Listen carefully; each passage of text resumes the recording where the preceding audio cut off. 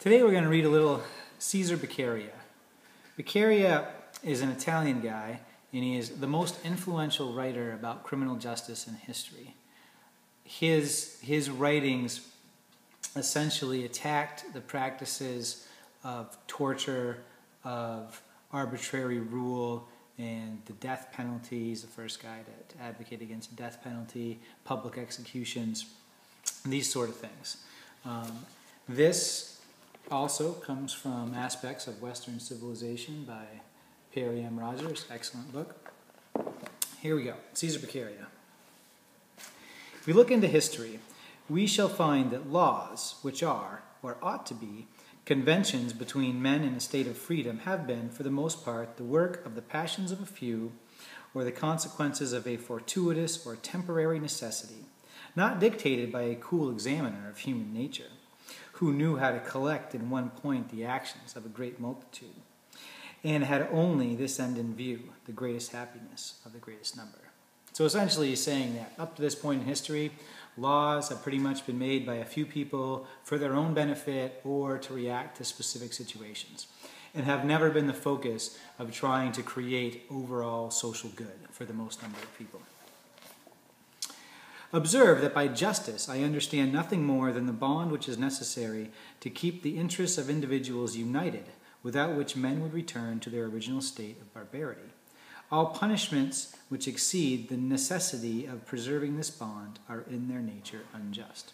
So any punishment that doesn't keep people bonded to society and keeps them from being barbaric is not necessary, is useless. The end of punishment, therefore, is no other than to prevent the criminal from doing further injury to society, and to prevent others from committing the like offense. Such punishments, therefore, and such a mode of inflicting them ought to be chosen as will make the strongest and most lasting impressions on the minds of others, while the least torment to the body of the criminal. Right? So only punish somebody just as much as you need to keep other people from committing the same crime, or to prevent the offender from committing the same crime, and nothing more. Anything else is excessive. The torture of a criminal during the course of his trial is a cruelty consecrated by custom in most nations. Most nations torture people at this point. It is used with an intent either to make him confess his crime, or to explain some contradiction which he had been led during his examination, or to discover his accomplices, or for some kind of metaphysical and incomprehensible purgation of infamy, or finally, in order to discover other crimes of which he is not accused, but of which he may be guilty. So they torture people to find out if they're guilty. They torture people to find out if they've committed other crimes, to find out if they've had accomplices.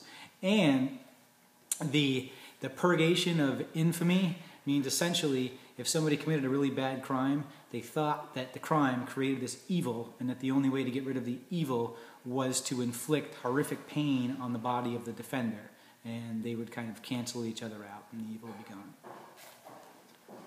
No man can be judged a criminal until he be found guilty. Innocent until proven guilty. Nor can society take from him the public protection until it have been proved that he has violated the conditions on which it was granted. So you need to have good evidence, prove that somebody is guilty. What right then, but that of power, can authorize the punishment of a citizen so long as there remains any doubt of his guilt? This dilemma is frequent. Either he is guilty or not guilty. If guilty, he should only suffer the punishment ordained by the laws, and torture becomes useless, as his confession is unnecessary. If he be not guilty, you torture the innocent, for in the eyes of the law, every man is innocent whose crime has not been proved. Right? So if you don't know they're guilty, go find some evidence. Don't torture them. If you know they're guilty, just punish them. Don't torture them. Crimes are more effectively prevented by the certainty than by the severity of punishments. So people are way more likely not to commit crimes if they are sure they're going to be punished a little, than if they think it might be possible that they could be punished a lot. So try to punish everybody a little bit instead of just punishing a few people a horrific amount. In proportion as punishments become more cruel, the minds of men, as fluid rises to the same height with which surrounds it, grow hardened and insensible. In the force of the passions still continuing in the space of 100 years, the wheel, a torture device, terrifies no more than formerly the prison. that a punishment may produce the effect required, it is sufficient that the evil it occasions should exceed the good expected from the crime, including in the calculation the certainty of the punishment and the privation of the expected advantage. All severity behind this, or beyond this rather, is superfluous and therefore tyrannical. So essentially he's saying the punishment just needs to be a little bit worse than the benefit of the crime would be. Okay, so that the criminal will think, well, if I steal, I'll make some money, but if I end up getting locked up for a year, and I'm sure that I'm going to get caught, maybe I won't steal. Okay. The punishment of death is pernicious. Pernicious means very bad. To society, from the example of barbarity it affords. If the passions or the necessity of war have taught men to shed the blood of their fellow creatures, the laws, which are intended to moderate the ferocity of mankind, should not increase it by examples of barbarity.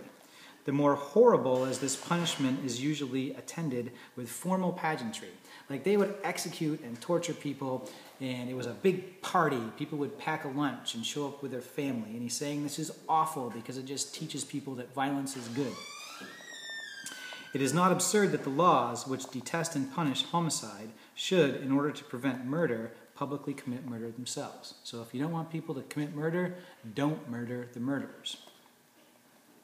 It is better to prevent crimes than to punish them. This is the fundamental principle of good legislation, which is the art of conducting men to the maximum of happiness and to the minimum of misery. If we may apply this mathematical expression to the good and evil of life.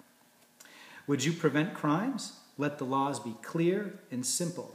Let the entire force of the nation be united in their defense. Let them be intended rather to favor every individual than any particular class of men. Let the laws be feared, and the laws only. The fear of the laws is salutary, but the fear of men is a fruitful and fatal source of crime. So rule by law. Have a set of laws written down that's the same for everyone, and that the whole force of the state is behind enforcing. So people are sure they're going to get punished, and they're going to get punished equally. Thanks.